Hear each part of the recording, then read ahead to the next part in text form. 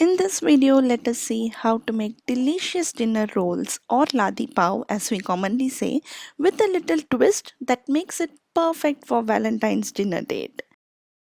These dinner rolls are so soft, fluffy, chewy and moist that you would keep coming back for more. All thanks to the secret ingredient.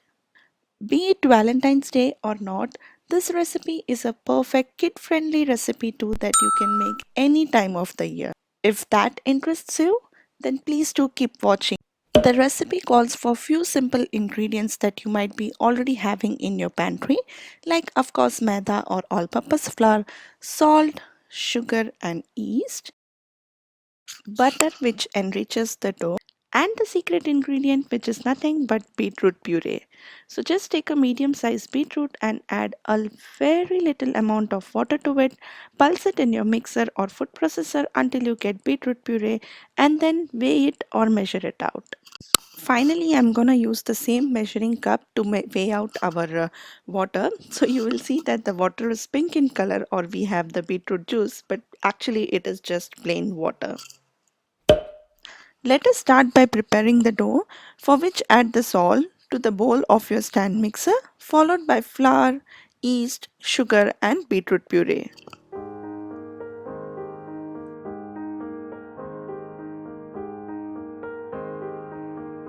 If you are new to our channel, then please do consider subscribing and hit the notification bell for instant updates. I share baking related recipe videos every single week.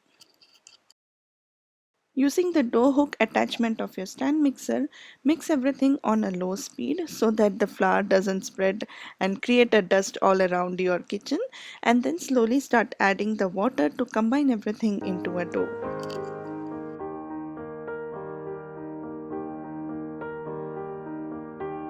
Once everything comes together, add in the butter and knead again. So when you start seeing the dough leaving the sides of the bowl, set the timer to 8 minutes and knead it on maximum speed. So in a stand mixer you would need exactly 8 minutes, and if you are kneading it by hand then around 15 to 20 minutes.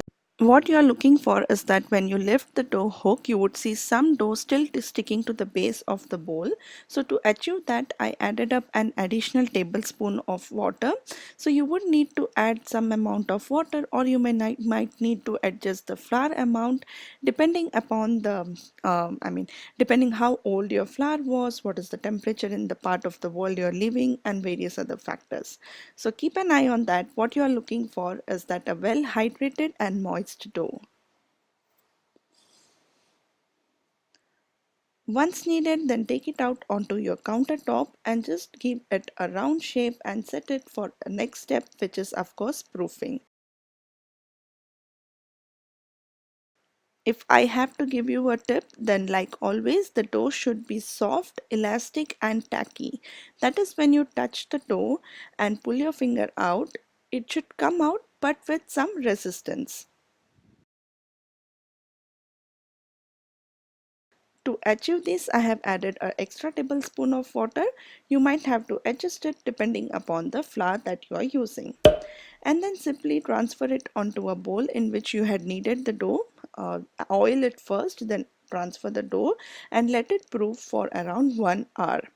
Alternatively, you can also proof it in your instant pot like I always do. The steps remain the same, which is to oil the bowl, add in the dough, and then use the yogurt setting and set the timer to 30 minutes. So on a countertop, you will have to proof it for 1 hour, and if you are using an instant pot, then proof it for 30 minutes.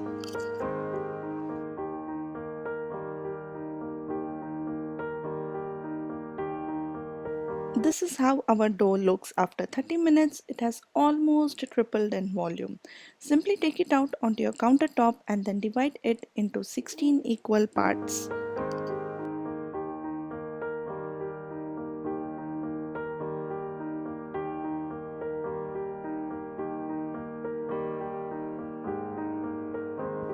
To have an even shape and size, I always recommend to weigh out the dough.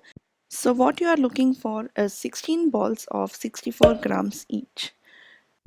To shape the balls, simply tuck the sides to the base to create a round shape, and then using your fingers and thumb, tighten the ball to get a smooth and even top finish.